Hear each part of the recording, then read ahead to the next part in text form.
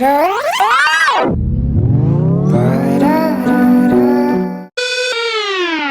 to get me in a room, yeah. You wanna talk? Yeah, my TJ is a 5-time world champion. Oh my god. Hall of Famer. He's coached 12 world champions.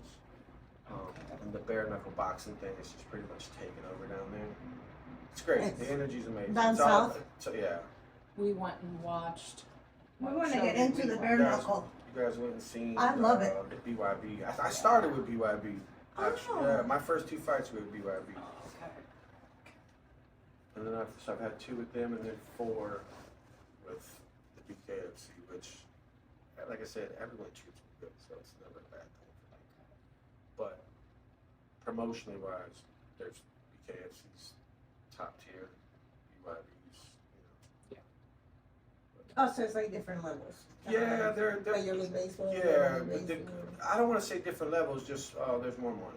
So if there's more money, there's a bigger More bigger exposure. value. Yeah, more exposure, better Yeah. promotion. Everything is just it's better, and it's not because necessarily the talent's a lot better, but eventually the talent's going to leave there because The money. the money's chase the better, money. and that's really like when I started. They were only having 3 shows a year.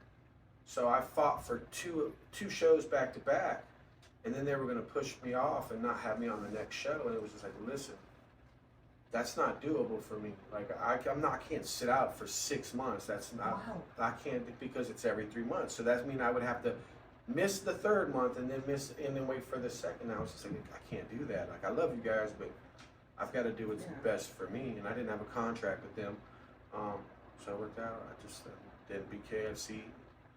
They treat me well. So, and now I'm dealing with their BKFC prospects. I saw that. How exciting is It that? is. It's That's super great. cool. So it's right now. I've just brought in the sanctioning body, which is this local show, Rise of the Warrior. Dan I love Donaldson those. brought Dan with me, and I seen you guys there. I think I was with Tyler. Yeah. That day. You guys were on the bleachers. Yeah. I was like, man, I know you this. And I couldn't like. I know these people. Yeah, but I couldn't place it, so I didn't That's want to. Donna. I couldn't. I just didn't walk up. But so we were doing that, and we had our first one. We just did it. Went super successful, but we didn't deal with the matchmaking of it.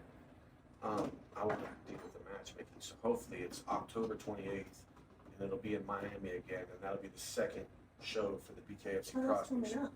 It is, and from the way it sounds, they're going to give us a little more reign with getting the matchmaking and choosing fighters and putting it on the actual fighting shows.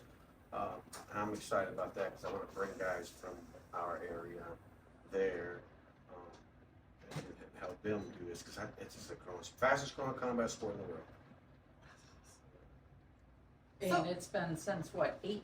When did it get started? 2014, I think he said. Oh, 5. We looked it up. Yeah, I thought that. So it's 6 years total. Like they've had some Yes. things before that, but it was a different Okay. right now. So now we're 6 years deep into it. Okay. And I mean, we went from, I think, 48 shows are supposed to happen this year. By 2024, they're going to have 84 shows. That's worldwide, though. So I don't know all the statistics to it, Sure. but that's, I mean, each year it's completely flipped in size. Right. And now we're getting a little bit more of the big hitters, the guys that fought for the UFC, some world title boxers. Which bring more exposure to Right, it's more exposure, and it brings those guys, and with those guys and that talent level, I mean, you can't go wrong. So I'm looking forward to it anyways. That's great. How long are you Great. planning to fight? Till I can, until it's not fun. So I mean, I've been through some issues. Like I've already had reconstructive surgery on my face. I did that with MMA before bare knuckle, but I'm healthy, and I think this keeps me healthy. Like my motivational standpoint is better. So I'm gonna do it till I'm just not having fun anymore. When I'm not having fun, I'll find something else that I do that I'm having fun with. Because without that, you're not living your life. You're doing what you gotta do. If you I understand it. Like everyone's got responsibilities and stuff. But I don't want to be the guy that goes to a job that I hate every day. Yeah. Or Life's too I mean, short. yeah, well, you can't do that. It's miserable. Like no one.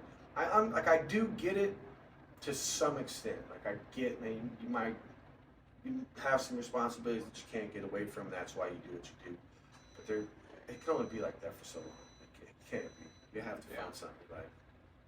So yeah, and I'm coaching now. So I'm a year in to coaching. I coach striking at RT Martial Arts in Jensen Beach. Like a year before that, they've been asking me to come on, maybe you should take over a day a week and see if you like doing it. And I'm super selfish with my time.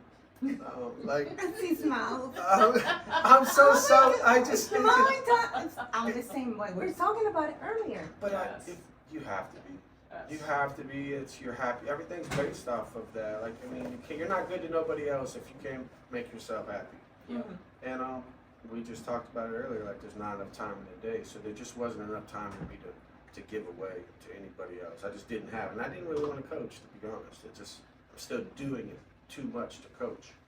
So it's been about a year, and I went in class, a bunch of young guys, didn't have any real coaching, any real direction. No one was doing it correctly. I don't want to say, they just weren't giving them what they needed.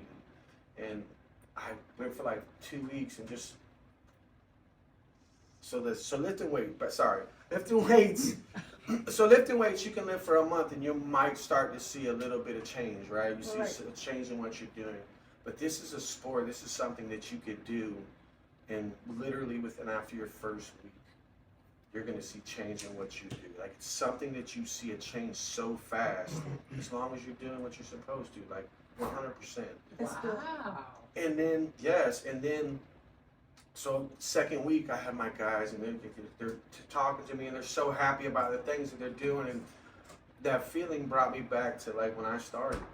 I was 285 pounds. I was fresh off of a football field. I didn't have any combat. I wrestled in high school, and I fought like street kid stuff,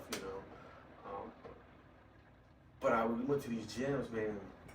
I thought that I was going to go in there and I was going to destroy everybody, right? But these guys have been in their training. They don't look like much, man. I ain't going to lie. For like 3 months, I got my ass handed to me. Everybody kind of beat me up. And they beat me up in a nice way, you know what I mean? Like, but I got beat up. But I did. I got beat up, and I kept my ego to the side, and I kept showing up. So it paid off. But what I was getting to is there's a couple guys along the way that just took time out from what they were doing. Dan Donaldson is definitely one of them. I said it in another thing. He pretty much molded my career, not on the coaching aspect of it all, but he was the start of it all. And then there was Danny Babcock. I never paid him a cent. He never asked me for nothing, but like so many sessions, so many late night sessions, he gave me that time, and it meant so much to me. I didn't realize how much it meant until later. So now when I see these guys, I'm about to get emotional. So now when I see these guys and I see how much it actually means to them and how much they appreciation goes so far, right? Life, appreciate things goes so much further. Mentors you find through life. Yeah. And that's the payment. That's the payment, Their appreciation, how much they actually love it, and the fact that I'm able to contribute it. And I've had a few amazing coaches. Danny Babcock, Byron Zamora was my initial boxing coach. Tigre, like, it even goes back to like school. Like, another thing is like no one in life is gonna want to see you win more than your mom, your dad, and your coach. Right. Like that's a real thing. Like, honestly, I mean, even if your significant other, your brothers, your sister, it is. like, Right. They get a little like almost like not jealous, but it's a little bit. Like, Like, why are you doing so much of that? like, we're not in competition. I don't understand, but it's really there. It's really there. But your coach, he's never gonna ever want to see you lose. He's never gonna want to see you fall. None of those things. Yes. Like your mom and your dad aren't either. After something happens, well, at least did you learn your lesson? You're gonna get that from them, but you're not gonna, like, they don't want to see it. So I mean, like, and we don't realize those things. So being a coach that's back where I'm saying is being a coach is helping me see some of the things and appreciate a little bit more that I didn't realize beforehand. You also know how much you learn, and like I can pass this on to this young person or this person who's getting Each one of my started. coaches from Little League has given me something. So each part of it, even if it's not combat, is still part of what I do now. Mentoring. Made you a good person, made you the 100%. person you are Absolutely. today. I mean, I played sports since I was like 5 years old. So you probably spend more time, not more time, but a lot more time. They're your second family, no matter what sport it is. When you think about it, right? Because you spend all the other time you're with your family, with your sport that you're playing, with the guys that you're playing with. So that's it. And you got friends here and there, but they feel like And they all come and go. Yes. they all But your come and go. coaches, they're Yes. constant. Your parents are your constant. 100%. Everybody else is like, Yeah. but like float in and out. Yep. See them and you don't see them. Some stick around, some just there for convenience. Yeah, that's They all come and go. Yes. But those And that we're- constant base foundation is always there. 100%. It took us this long to learn this. You know? if we would have gotten this, if we would have got this, if we would have got this 20 years ago, man, things would have been so much different. Yeah. But it just wasn't supposed to happen for me back then. Like, my time is now. This is what it's supposed to be. Like I've hit myself with the whole what ifs. You know, like I've even had coaches tell me if I would have had you this long ago, we'd be world champions already. But we're not.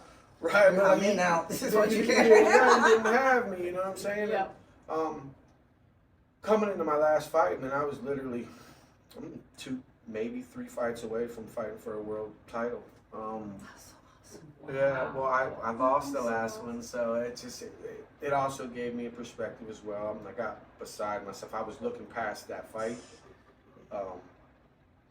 So, you know, it let me know now every fight, everything I walk into, that's what it is. When we're done with this, then we can figure out what's next. Like, Now even going into the fight, like in the back, my coach is telling me, like, we're 2 fights, world title, smash it. So, you try to, instead of staying in the moment, you're thinking of the future.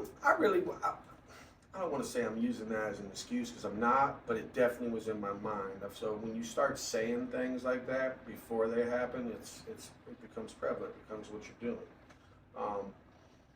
The fight before that with Chris, I didn't have that. Me and Chris had been going on for a year, so like that was it. There was no next. What was next on my mind? That right there. Right. And then this one, I didn't look past the guy. The guy was good. I mean, it wasn't that. I didn't think I'm gonna mop the floor with him, but in my head, I already beat him. You know? Yeah. But honestly, anytime I step into a ring or a cage, I've already won. Like there's zero thought in my mind that this guy's gonna I'm beat taking me. that belt home. Yeah, 100%. Like I think if that ever comes up, that's probably when I should think about what I'm doing next. You know. Yeah. And it's not like what's the word I'm looking for? I'm not being cocky. Right, or cocky. arrogant Yeah, or no, something, it's yeah. not like that because I'm not a big talker. I don't talk a lot of shit. But I believe in myself. I know what I'm. You know. But you have to. Yeah, Oh my gosh. 100%. You would not want to walk in there thinking, No. I might get my ass beat today. I think you just want to take a whipping. Oh my gosh. It's almost. Man, I think we both get beat up in the process. It's just who wins the beat up game, you know? Oh my goodness, yes. None of us When come we out. went to watch, it was We didn't just think it was that, well, it looked intense, but when you're sitting on the bleachers and you hear it, it sounds intense, but then we saw the pictures. of the after Holy effect. Even the winners. Because you don't the see Oh, that, you don't see that when you're only backstage, Yes. how beat up someone get. We were like, oh, Yeah, Yes. I mean, and I still think it's better than boxing. I just. is it because it's faster? How many fingers am I holding? Oh my God, Which eye is it? It could be part of that. For me, it's better because it's not as long of a fight. 2-minute rounds were made for me. My MMA career, if I didn't make it, I had a 90% finish ratio in the first round. If I made it past the first round, I lost 100%. No way. So the 100% lose ratio after the first, in as serious as I thought that I took it all back then, I wasn't taking it as serious. I wasn't as professional. I didn't have that professional mindset to it just yet. Like, I loved it. I thought I was really working hard, and I was. I mean, I worked up multiple jobs. I got kids, you know, I'm just like all these things. And I still made time for my training, but the reality was, you're training what, an hour and a half a day, maybe 2 hours? Do you really think that that's what it's going to take to become a professional athlete? And you do it, like, once again, you got, it's a 100 a full-time job. To make it to the Oh, world, yeah. to the top. Right, well, Eat, train, sleep, that's all your whole entire life. and that's what Miami did for me. So it was after, it was my second BKFC fight, and I took a big loss. It was a defining point in my entire career. Biggest crowd ever for BKFC, over 17 million viewers, sold out at the Hard Rock. I took a fight that nobody else wanted, and I 100% thought I was going in there to smash, and and I got knocked out for the first time in my entire life. What does it feel like?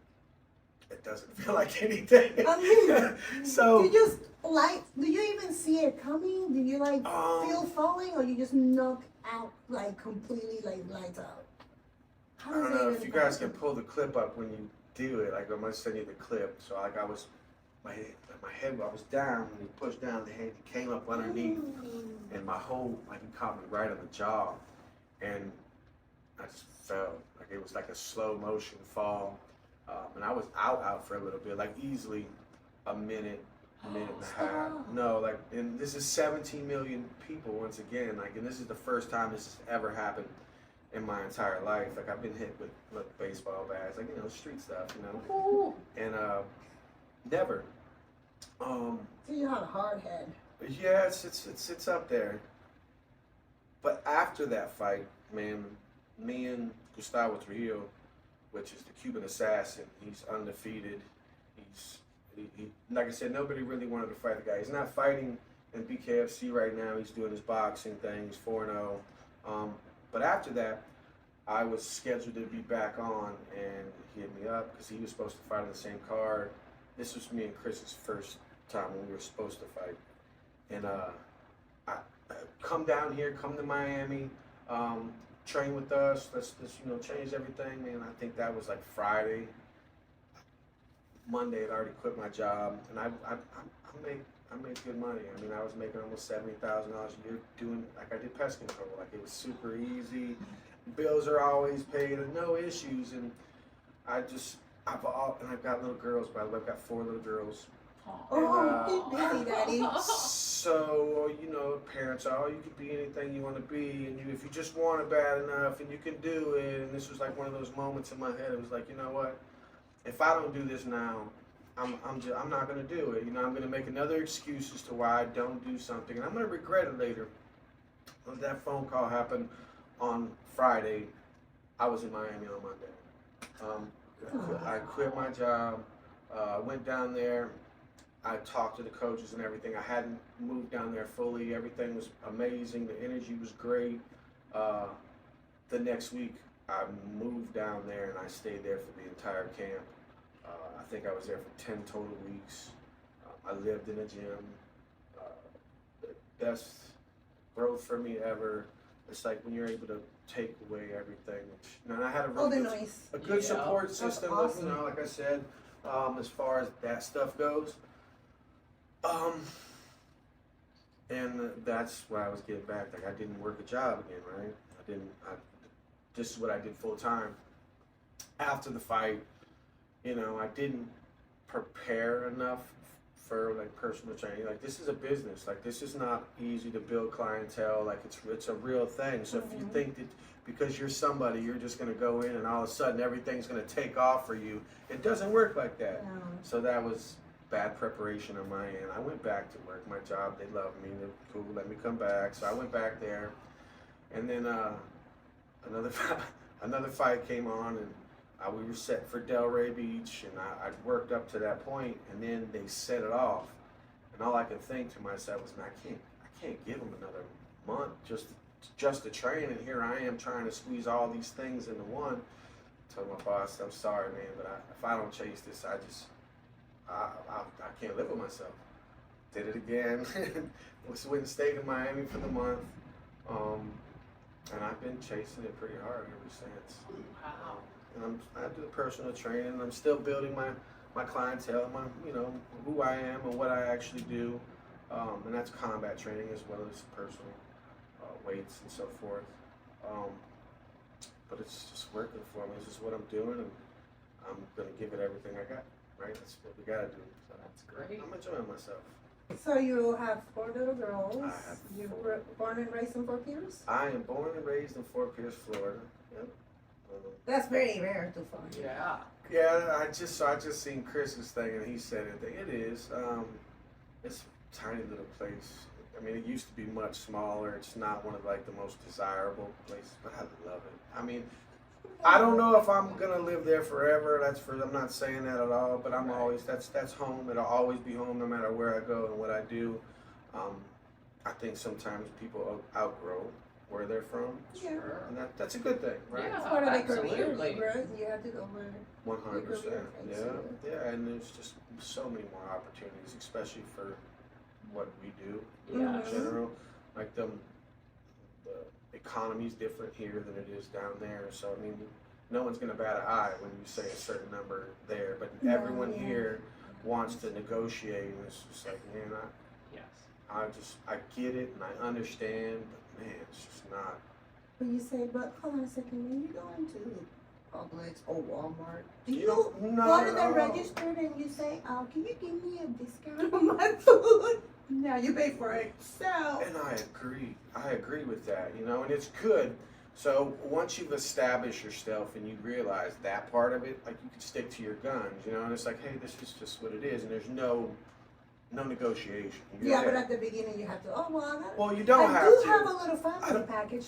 I don't think. I do have a little family package that'll work just You perfect know, for and you. it- oh, he sent you to me. Well, I'm gonna give you this just because it's him. It's really, Sure. but I'm learning. It's my process. It's a harder business than I imagined. Like I said, I mean, it's built off of charismas too, but like that only takes you so far. So I'm learning it. I'm not gonna let it Yeah. slip through my hands, but it is a process. for So you sure. do training here and Fort Pierce in Miami, where you I do float both. with different fighters? I don't want to. I'm training my guys at the gym, but to do like just that be my career, I'm not sure if that's the route I want to take. So the reality is, man, fighters are all broke. listen. If Now they're the situation here. if you know, you know now. This is it's. But it's the same with bodybuilders. That's why I train mostly just normal. Right. Well, Normal broke people. Different level of progress. Yeah, like I mean, I'm inspired. I love to see the people that really want to help themselves. That makes that. I mean, at least that does something for me, so I can give that, and it doesn't bother me as much. And I want to help fighters too, but there's just, as a career, I'm just not sure if that's the route I'm taking. Maybe in a Sure. few years, and I've done this for so, maybe I'm still too heavily involved in fighting Yeah, you have to do that. Right. But my idea is probably not. Honestly, I'd much prefer the regular 9-to-5ers, the mom, the dad, the business person, like those. They're more consistent. They're into more their consistent. health Not a and, single one of them's ever gonna cry about a bill ever.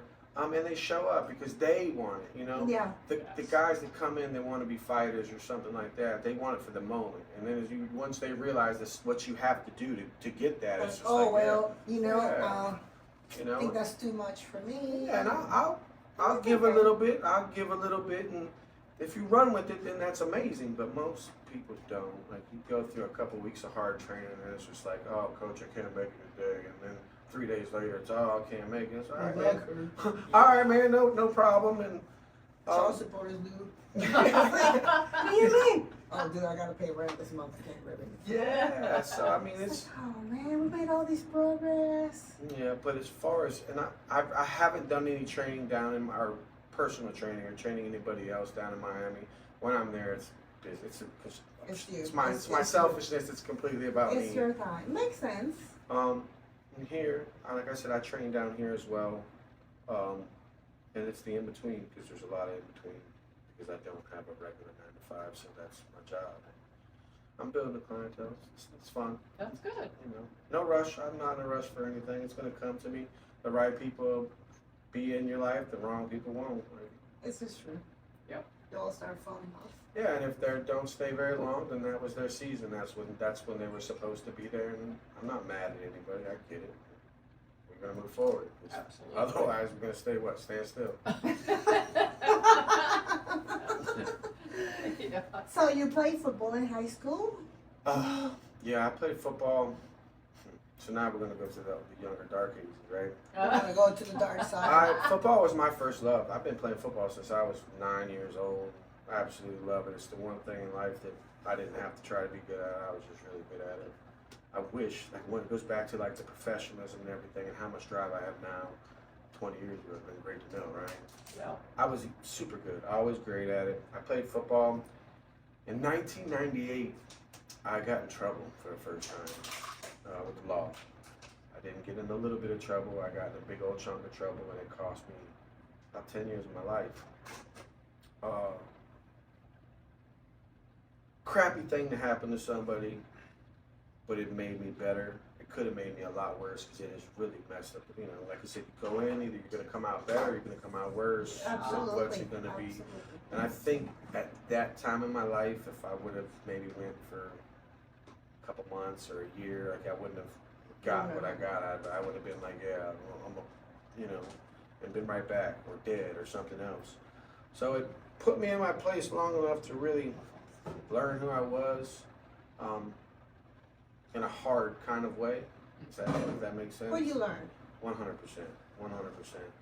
And good thing is I didn't have kids. I didn't have any of those things before I went. I didn't miss out on any of those things. But I didn't waste no time. So I was there from 1998 to 2006. In 2006, I had my first kid. So like it was. Oh man. I'm a daddy. Yeah. So my oldest daughter, she's about to be 17. And I tell her all the time, like, man, we were born together, you know, because well, it's like the spirit. Yeah, like so when you do something like that, like that's your life, and everything in that is just way different from regular life, you know. So I learned everything all over again with her. You know, I learned to be a dad, and me and her mom, we didn't make it very far at all. But my daughter's been with me 100% of the time. So I've raised my daughter from diapers to formula to waking up to doing everything. Like she's been on my hip like this entire time. So that was the icebreaker. Like I said, that was the rebirth. If I didn't have a lot of time to make stupid decisions, not that I didn't, because I still made those stupid decisions, you know. And but it's my process. And then 3 years later, I'm having or 2 years later, I'm having the third for the third year, and it's with another woman, and that didn't work out either. So, and then 3 years later, I've had another. He said 3 years. It's 3 years, and then I had my fourth, and I had her with the same woman. I was with her for almost 10 years. She was actually, I was with her in high school before I left. So it's kind of like the whole high school sweetheart thing. It was cool. It was amazing actually for what it was, and then just things started happening. It's time, life. I mean, I could make a million silly excuses what it was. I just want to say life happens, time happens, things change. You grow apart. Yeah. You grow apart. Whatever the case is, like we get it. So now I've got 4 kids with 3 different women. So it's They're all getting along? no. The kids or the moms? So my kids get along, and really none of the moms are around except for one, so that's okay. Oh, that's nice. Right. Well, I mean, it's not, Yeah. but it's Yeah, it yeah. makes your life easier. Right. So I deal with one of them, and we're finally to the point where we communicate better. Like there's not that hate type, you know what I'm saying? 'Cause Animosity. Sure. it's a lot, and it's still there because you don't know how to deal with it. Like it's a and you will never know, and it's going to be different with every single person. I mean, it's just you don't know. So we're still trying to be good parents, and there was a time where we weren't being good parents. But we're working on it. We're working on it for them, you know. So it's super dope to have that. And I'm like I That's said, great. it's still rough, but we're working on it. As long as we're working on it, it's going to get better. Yeah. So yeah, girl dad. Oh. girl dad all the way. I wanted a boy at some point, and it was like, you know, Like, fourth is the charm. God says that's it. You're all the man your family's gonna get. You're- That's what it is. And it's You're meant to be a girl dad. it's okay because they're amazing. Each one of them are their own little person. And I don't know where I'd be without them because I ain't always been the safest person. You know, Do they keep dad in line? they keep dad in mind. You know, even when they're not, they're still keeping dad in mind. Good. Right. Good. Yep. Always coming with it, take it far, right? Something I already knew. Nah, they been saying it's a fluke. This is not a